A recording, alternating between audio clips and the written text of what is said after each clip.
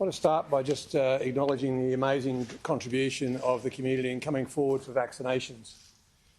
Yesterday in New South Wales, we had the biggest number of vaccinations in our New South Wales state vaccination hubs than we've ever had. 61,778 people came forward to our state hubs. In addition, there were another 94,387 people who attended either at a GP or a pharmacist. So we had a total yesterday in New South Wales alone of 156,165 people received a jab. Thank you to all of our residents who've come forward for a vaccination. As we've said many times, vaccination is a critical path out of our current situation. Yesterday, there were also 1,035 locally acquired cases of COVID in the period up to 8 p.m. last night. There was also one overseas case. Thankfully, many people came forward for tests as well, and there were 129,182 tests undertaken yesterday up to 8 p.m. So again, thank you to all of our community in New South Wales who are coming forward whenever they have any symptoms at all, any flu-like symptoms, cold-like symptoms, or if they've been exposed to the virus, a close contact of a virus, or they've been asked to by the New South Wales Public Health team. Sadly, very sadly, we had 2 people pass away to 8 p.m. last night. One was a lady in her 70s from the Sydney Nepean Blue Mountains district, and she passed away at Nepean Hospital. There was also a lady in her 80s from Western Sydney, and she passed away at Westmead Hospital. I want to express obviously my sympathies and the sympathies of the entire New South Wales health system and our government to the families of those 2 ladies. It's a terrible situation, and to have any loved one pass away at any time is obviously challenging, but in this COVID situation, I think many of us are feeling it even more. In addition, I want to just raise some details in regard to the far western region of New South Wales.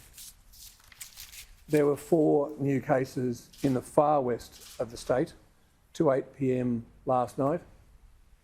All 4 of those were in Wilcannia. This means that we now have a total of 69 cases in that far west local health district. I just remind everybody that I think the totals are now 58 in Wilcannia, 6 in Broken Hill, and 1 case has now left that area and gone to Queensland. The western New South Wales area, which is obviously somewhat closer towards Sydney, there have been 42 new cases of COVID-19 reported to 8 p.m. last night, and this brings the total cases in that western New South Wales area to 495 cases. 34 of those cases that were reported to 8 p.m. last night were in Dubbo, 6 cases were in Bourke, 1 was in Bathurst, and 1 is in Mudgee. There is some positive news in Dubbo today, which I'll just highlight too, and that is that we have the first drive-through vaccination clinic opening in Dubbo today, and that'll also be at the showground. I'm sure locals know exactly where that is. Some other issues I just want to address before I hand over to Dr. McAnulty.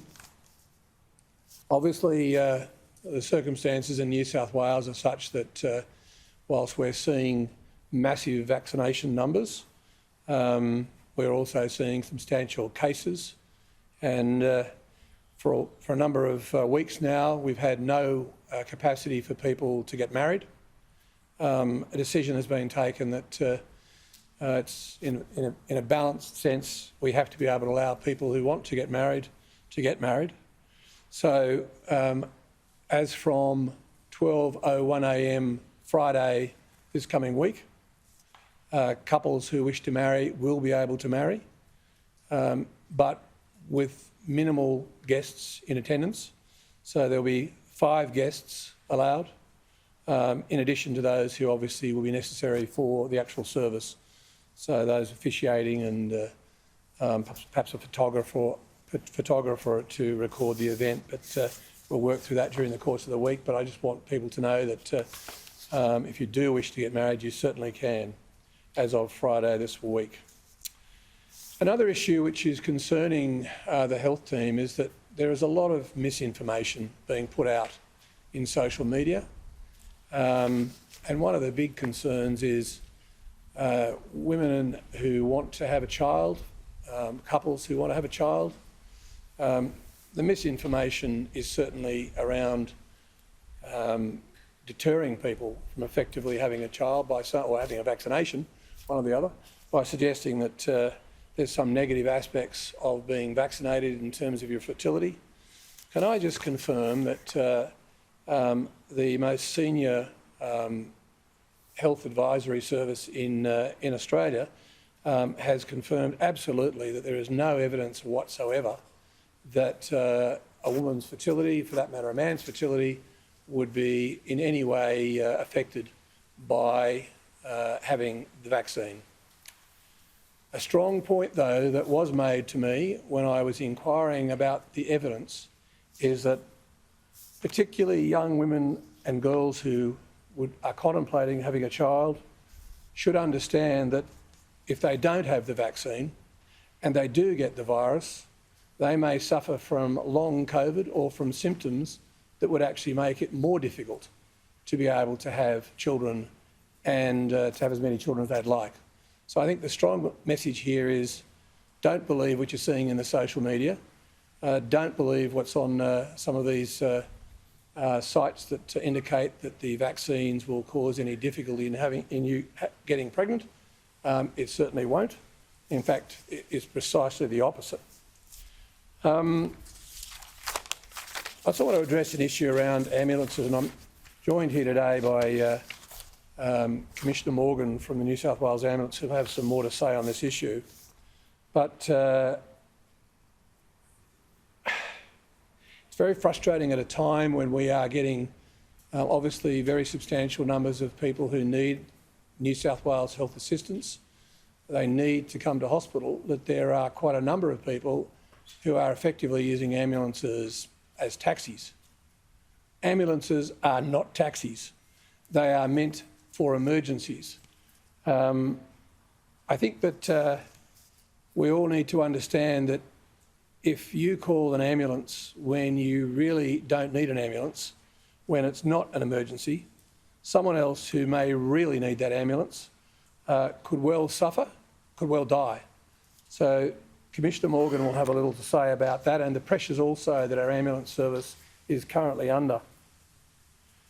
Finally, I just want to explain to, particularly to the media, but also to the broader community, the reason why we are outside this building here today, which is the health headquarters in New South Wales, is that like every other possible venue in New South Wales at the present time, it is the case that you could expect at some time to have a positive case come into your building or the area where you are.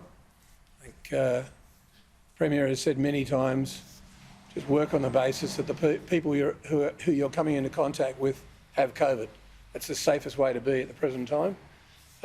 This building had a cleaner enter the building on the 24th, 25th and 26th of August while she was positive, and the building is currently in the relevant parts, a very big building of course, the relevant parts subject to having a deep clean, and for that reason we are outside.